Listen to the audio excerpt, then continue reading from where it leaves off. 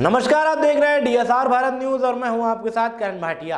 कानपुर में लव जिहाद के मामलों में एसआईटी ने आईजी जोन को सौंपी रिपोर्ट। एसआईटी ने 14 लव जिहाद के मामलों में की जांच, 11 मामलों में हुई अपराध की पुष्टि। लड़कियों का धर्म परिवर्तन कराने के मामले में नहीं अपनाई गई सही प्रक्रिया। 4 मामलों में लड़के ऐसे पाए गए जो पूर्व परिचित थे, साजिश के सबूत नहीं। 3 मामलों में लड़कों ने हिंदू नाम रखकर लड़कियों को फंसाया। लड़कियों के नाम बदलने की प्रक्रिया में कानून का नहीं किया गया पालन। एसआईटी को नहीं मिले लव जिहाद के विदेशी फीडिंग के पुख्ता सबूत। शहर भर में लव जिहाद को लगातार मामले सामने आने के बाद आईजी मोहित अग्रवाल ने बैठाई थी एसआईटी की जांच। और बस में ही जैसे मैं बहुत ज़्यादा डिप्रेशन में रहती थी तो वही धीरे धीरे सिंपैथी लेकर इसने बातचीत स्टार्ट करी थी।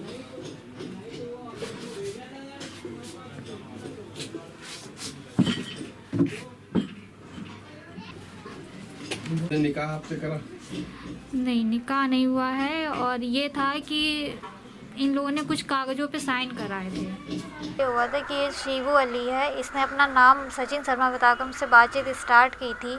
फिर धीरे धीरे हम लोगों का अफेयर स्टार्ट हुआ। फिर कुछ टाइम बाद इसने मतलब पूरा मेरा ब्रेन वॉश करके, माइंड मेकअप करके मुझसे मतलब ये कहा कि चलो हम लोग बाहर जाते हैं, हम लोग बाहर रहेंगे। तो ये मुझे ले गया अपने साथ। इसने शुरू में तो मतलब कुछ दिनों तक ठीक चला। इसके बाद मुझे धीरे धीरे पता पड़ा जिस एरिया में रखा वो मोमडन एरिया था, सामने मस्जिद थी। मस्जिद में जाते हुए इसको देखा तो इससे पूछा कि तुम तो हिंदू हो, मस्जिद में क्या करने जा रहे हो। तो इसने मुझे मारा पीटा और फिर बोला कि हाँ मैं एक मोमडन हूँ, तुम्हें भी मुस्लिम बन के रहना पड़ेगा। कई बार इसने मुझे धोखे से गाय का मीट खिला दिया, कभी भैंसे का मीट खिला दिया। और जब भी खिला देता था उसके बाद ये बोलता था कि अब तुम मोमडन हो गई पूरी तरह से। तो जैसे इससे पूछते थे कि ये कैसे मोमडन हो गए हैं, तो कहता था कि तुमने गाय का मीट खा लिया है, भैंसे का मीट खा लिया है। और हमेशा ये मुझे मारता ही पीटता रहता था, कहीं ना किसी से मिलने जुलने देता था, ना बाहर जाने देता था। एक बार तो इसने ये भी किया था कि उस मस्जिद के मौलाना को लेकर आया था, मौलवी साहब को, कि तुम्हें पहले तो बोला कि इनको इंग्लिश पढ़ाना है। तो हमने नहीं, हम किसी को पढ़ाएंगे नहीं, ना हमें किसी से मतलब है कोई। तो वो तो उनको चलो ना चाय नाश्ता करा के भेज दिए, वो चले गए। फिर दोबारा ये लेकर आया। फिर इसने बोला कि इनको तुम्हें खुश करना है, इनके साथ मतलब रिलेशन बनाना है। तो उसका मतलब विरोध किया। तो पहले तो ये बंद करके चला गया। तो सोचते रहे क्या करें।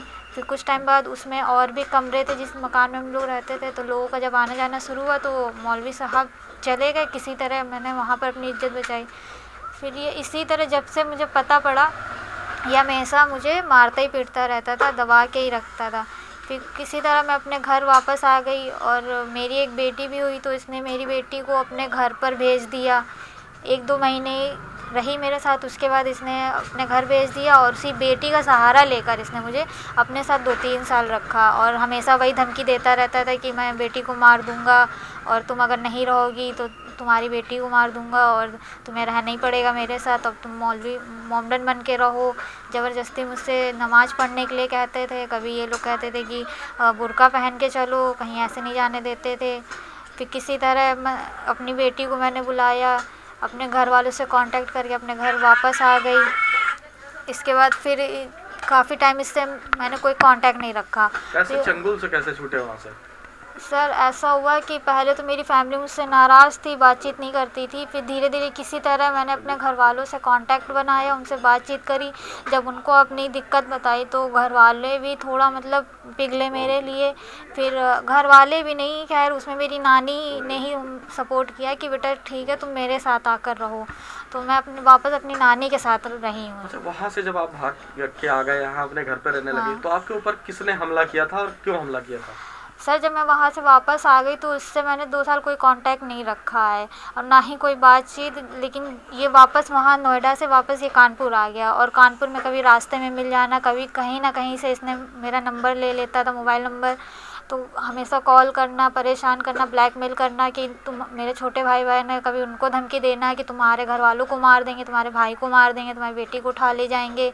और इसने लास्ट टाइम मुझे 14 अगस्त को कॉल करी, कई बार मतलब बुलाया कि आके मिल लो, मुझे बात करनी है। लेकिन उस टाइम तो नहीं पिघले। लेकिन एक बार फिर इसने बोला कि अच्छा लास्ट बात कर लो, इसके बाद मैं तुम्हें कभी परेशान नहीं करूँगा। तो 14 अगस्त को इसने मुझे बातचीत के बहाने, कि सिर्फ 10 मिनट बात करनी है, बातचीत के बहाने मुझे बुलाया। और वहाँ पर इसने मुझे चाकुओं से बुलाकर, अवस्था में चाकुओं से इतनी बुरी तरह मारा है कि मुझे अधमरा कर दिया है। 2 लड़के वहाँ से निकल रहे तो मैंने उनको आवाज़ दी तो वो लड़कों ने आकर मुझे तुरंत आकर पुलिस वालों को बुलाया। ये तो भाग भी जा रहा था, इसको पकड़ा, फिर वहाँ पर पुलिस आ गई, पुलिस ने तुरंत ही उसके बाद एक्शन लिया है।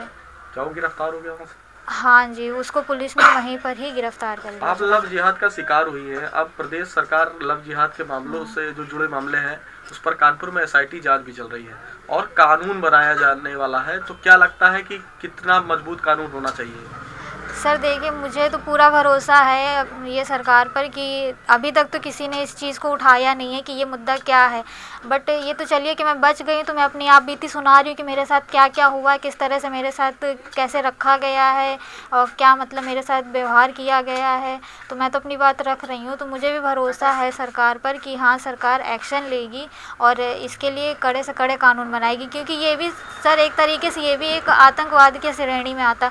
क्यों सिर्फ हिंदू लड़कियां क्यों चुनी जाती हैं इसके लिए कि, और या तो अगर आप करते भी हैं, शादी करते हैं, प्यार करते हैं तो लड़कियों को ठीक से प्यार से रखिए। मतलब फिर प्रेशर क्यों डाला जाता है कि आप धर्म बदलो तभी आपको रखा जाएगा, आप बुर्का पहन के चलो, आप नमाज पढ़ो, ये सारी चीज़ें क्यों आती हैं? क्या मांग करती हैं मुख्यमंत्री जी से? सर मुख्यमंत्री जी से मेरी यही मांग है कि जो भी आप कानून बनाए तो इसके लिए कड़ी से कड़ी सज़ा होनी चाहिए कि इन्हें भी पता पड़े कि क्या मतलब लड़कियों की ज़िंदगी बर्बाद करना होता है। कि आप पहले तो अपनी पहचान बदल कर आप ये सब करते हो, फंसा लिया, फिर इसके बाद लड़कियों को अपनी पहचान बदलनी पड़ती है, उनको सब कुछ अपना छोड़ना पड़ता है, फैमिली छोड़ती है और धर्म पूरा चेंज करती है, पूरी तरह उस लड़की को चेंज होना पड़ता है। अगर वो लड़की कहीं पर भी विरोध करती है तो उस लड़की को या तो मार दिया जाता है और या तो उसको बंदी बना कर रखा जाता है। लव जिहाद के मामले में जो SIT का गठन किया गया था उसकी रिपोर्ट आ गई है, क्या निकल कर सामने आया है? देखिए, कुल 14 प्रकरण कानपुर नगर में ऐसे आए थे जिसमें बच्चियों के माता पिता ने इस तरह के आरोप लगाए थे कि उनकी बेटियों को छल कपट के द्वारा दूसरे धर्म के लड़कों ने अपने प्रेम जाल में फंसाया है और उनके साथ गलत संबंध बनाए।